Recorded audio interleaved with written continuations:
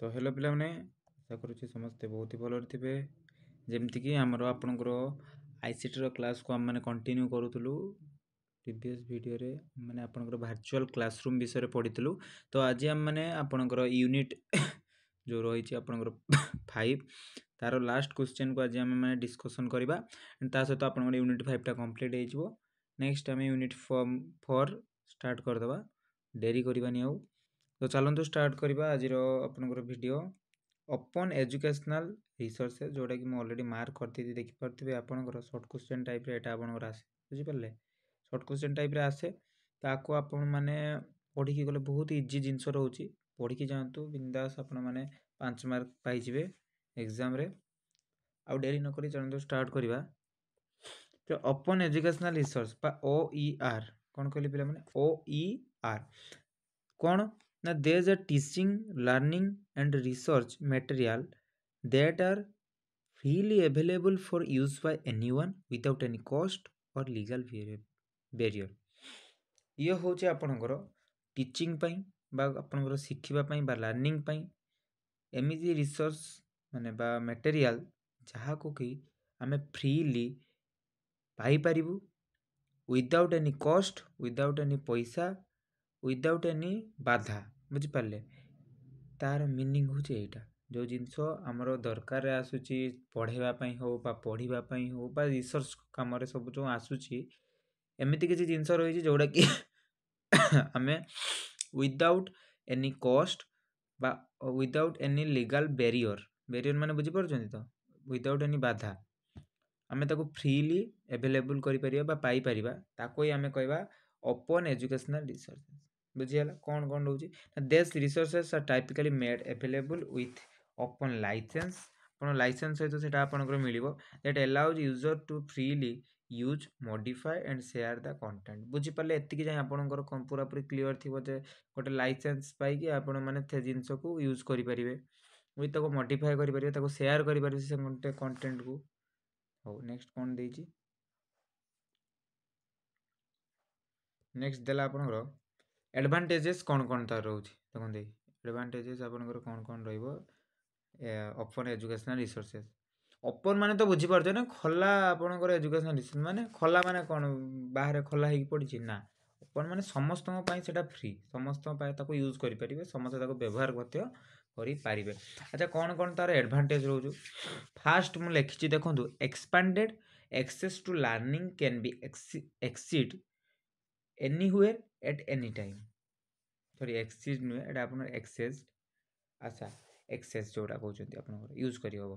अच्छा expanded access to learning can be accessed anywhere any time जेकोसी मुहूर्त जेकोसी समय आम मैंने यहाँ यूज करें बुझीपारे open educational learning sorry educational resource जोड़ा रोज एंड नेक्स्ट पॉइंट आपंकर जो OER ओपन एजुकेशनल रिसोर्सेज जोटा रोचे reduce increase access to education particularly for individual in under research area जो आपंकर रिसर्च एरिया रे आपंकर कौन करुच्ची ये पिला माने ना एजुकेशन रो जो एक्सेस टाको ये इंक्रीज करुच्ची माने एजुकेशन आवश्यकता को ये अधिक माने ये कराउची and particularly for individual in under resources area under resources जो जगार आपणकर बेसी आपणकर माने सुविधा पाठ पढ़ाई सुविधा सुजोगर माने ये ना से जगह ये आपण को कौन करुच्ची ना अधिक स्कोप बा अधिक आपण को सुविधा सुजोग जगै दे पारुच्ची बुझीपारे एतिक जाए कॉस्ट सेविंग माने ये बहुत कम पैसा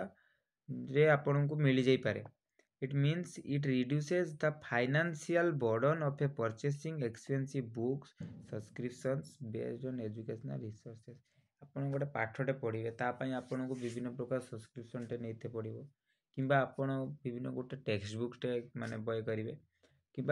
जेकोसी गोटे मटेरियल टे आनिबे आपण को तापाई पैसा खर्च करने पड़ो तो किंतु ये जिनस द्वारा आपण कौन ना फ्री रे एजुकेशन को फायदाटा उठे पारे बुझीपारे next reaching a wide range of learners माने या द्वारा ना बहुत माने बड़ क्वांटिटी ଏମାଉଣ୍ଟର ଲୋକମାନଙ୍କର ପାଖରେ ଏଇ ଏଜୁକେସନଟା ପହଞ୍ଚି ପାରୁଛି, ଏଜୁକେସନ ସ୍ପ୍ରେଡ୍ ହେଉଛି, ବୁଝିପାରିଲେ? ଠିକ୍ ଅଛି। ଇନକ୍ରିଜ୍ ଡିଜିଟାଲ ଲିଟରେସି, ଆଉ କ'ଣ ନା ଡିଜିଟାଲ ଆପଣଙ୍କ ଡିଜିଟାଲ ମାଧ୍ୟମରେ ଆପଣଙ୍କର ଲିଟରେସିଟା ସେଟା ଇନକ୍ରିଜ୍ ହେଉଛି। ହଉ ଠିକ୍ ଅଛି। ଏବେ ଆମେ ପଢ଼ିବା ଆପଣଙ୍କର ଡିସଆଡ଼ଭାଣ୍ଟେଜେସ୍ କ'ଣ କ'ଣ ରହୁଛି।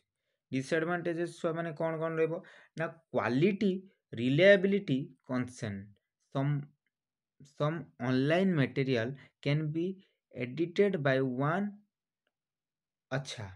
କ'ଣ ସେ କହିଲା, ଯେହେତୁ ଏସବୁ ଜିନିଷ ଆପଣଙ୍କର ଅନଲାଇନରେ ମିଳିପାରେ, ଲୋକମାନେ ଆକୁ ଆକ୍ସେସ୍ କରିପାରନ୍ତି ୱିଥ୍ ଦ ହେଲ୍ପ ଅଫ୍ ଆପଣଙ୍କର ଇଣ୍ଟରନେଟ୍। ତ ଆକୁ କିଛି ଲୋକମାନେ ତାଙ୍କର ଫାଇଦା ପାଇଁ ୟୁଜ୍ କରିବାକୁ ଷ୍ଟାର୍ଟ କରିଦେଲେ, ବୁଝିପାରିଲେ? ଯେଉଁଟାକି ଏକ ବହୁତ ବଡ଼ ଗୋଟେ ଡିସଆଡ଼ଭାଣ୍ଟେଜ୍ OER ପାଇଁ। ମାନେ ତାକୁ ସେମାନେ କ'ଣ କଲେ, ମିସ୍ୟୁଜ୍ କଲେ, ତାକୁ ସେମାନେ ଯେକୌଣସି ସ୍ଥାନରେ ରହିକି ତାକୁ ଚେଞ୍ଜ କରିଦେଲେ, ଆଉ ତାର ଇନ୍ଏକୁରେଟ୍ ଇନଫର୍ମେସନ୍ ଯାହାଦ୍ୱାରା ଆମେ ପାଇଲେ। ମନେକର ଆପଣ କୌଣସି ଜିନିଷଟା ଆଜି ଗୁଗୁଲରେ ସର୍ଚ୍ଚ କରି ଦେଖୁଛନ୍ତି, ଏଇ ଜିନିଷଟା ଆପଣଙ୍କର ଅଛି, ଗୋଟେ କିଛି ବି ଗୋଟେ ଜିନିଷ ଇନଫର୍ମେସନ୍ ଆପଣ ଦେଖିଲେ, ତ ସେଇ ଜିନିଷକୁ ଲୋକମାନେ ତାକୁ ଆକ୍ସେସ୍ କରିକି ତାକୁ ଚେଞ୍ଜ କରିଦେଉଛନ୍ତି, ଯାହାଦ୍ୱାରା ଯେଉଁ ଲୋକଟେ ସର୍ଚ୍ଚ କରୁଛି ବା କିଛି ଜିନିଷ ଜାଣିବା ପାଇଁ ଟ୍ରାଏ କରୁଛି, ସେ ତାର ଫୁଲ୍ ଇନଫର୍ମେସନ୍ଟା ପାଉଛି। ମାନେ ବୁଝିପାରିଲେ ନା? ଠିକ୍ ଅଛି। Next, technology issue. Technology issue ପିଲାମାନେ କ'ଣ ନା some students may have difficulty accessing online resources because of slow internet. Internet connection ଯଦି ସ୍ପିଡ୍ ନଥିବ, ଜଣେ କ'ଣ ମାନେ ଆକ୍ସେସ୍ କରିପାରିବ କି ସେସବୁ ଜିନିଷ? କେବେ ବି ନୁହଁ। ଘଣ୍ଟା ଘଣ୍ଟା ୱେଟ୍ କରୁଥିବ। ଆଗରୁ ଯେଉଁ 3G 2G ସିମ୍ ସବୁ ଥିଲା, ଯେଉଁ 3G ସିମ୍ ସବୁ ଆପଣଙ୍କର ଆସୁଥିଲା ନା, ସେସବୁ ଟାଇମ୍ରେ କ'ଣ ହେଉଥିଲା ନା ଆପଣ ଗୋଟେ ଗୁଗୁଲରେ ଗୋଟେ ଜିନିଷ ଆପଣ ସର୍ଚ୍ଚ କଲେ, ଏଇରକମ ଗୋଟେ ଗାର ଆପଣଙ୍କର ଲୋଡ଼ିଂ ହେଇକି ଯିବ, ଘଣ୍ଟେ ପରେ ସେ ପହଞ୍ଚିବ, ଦେନ୍ ଯାଇକି ଆପଣମାନେ ସେଟାର ମାନେ ଆକ୍ସେସ୍ କରିପାରୁଥିଲେ, ଆପଣଙ୍କ ରେଜଲ୍ଟଟା ଆପଣଙ୍କୁ ଦେଖାଉଥିଲା, ବୁଝିପାରିଲେ? ତ ଏ ଜିନିଷ ପାଇଁ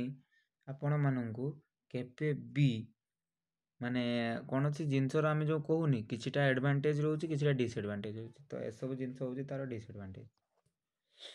ତ ଆଜି ପାଇଁ ଆପଣଙ୍କର କ୍ଲାସ୍ଟି ଏଇଠି ସରିଯାଇଛି। ଆଶା କରୁଛି ଆପଣଙ୍କୁ ଆମର ୟୁନିଟ୍ 5ର ସମସ୍ତ ଭିଡ଼ିଓ ବହୁତ ହି ଭଲ ଲାଗିଥିବ। ଯଦି ଆମର ଭିଡ଼ିଓ ଆପଣମାନଙ୍କୁ ଭଲ ଲାଗିଛି, ଆମ ସହିତ ଯୋଡ଼ି ହୋଇ ରୁହନ୍ତୁ ଏବଂ ଏମିତି ନୂଆ ନୂଆ କିଛି କଣ୍ଟେଣ୍ଟ ପାଇବା ପାଇଁ ଆମ ଚ୍ୟାନେଲକୁ ସବସ୍କ୍ରାଇବ୍ କରିବା ସହିତ ଆମର ଯେଉଁ ଆପଣଙ୍କର କମେଣ୍ଟ, ଆପଣ କେଉଁ ଉପରେ ରିଗାର୍ଡ଼ିଂ ଆପଣମାନେ ଚାହୁଁଛନ୍ତି ଭିଡ଼ିଓ, କମେଣ୍ଟ କରିବାକୁ ମଧ୍ୟ ଭୁଲିବେନି। ତ ଆଜି ପାଇଁ ଏତିକି, ଧନ୍ୟବାଦ।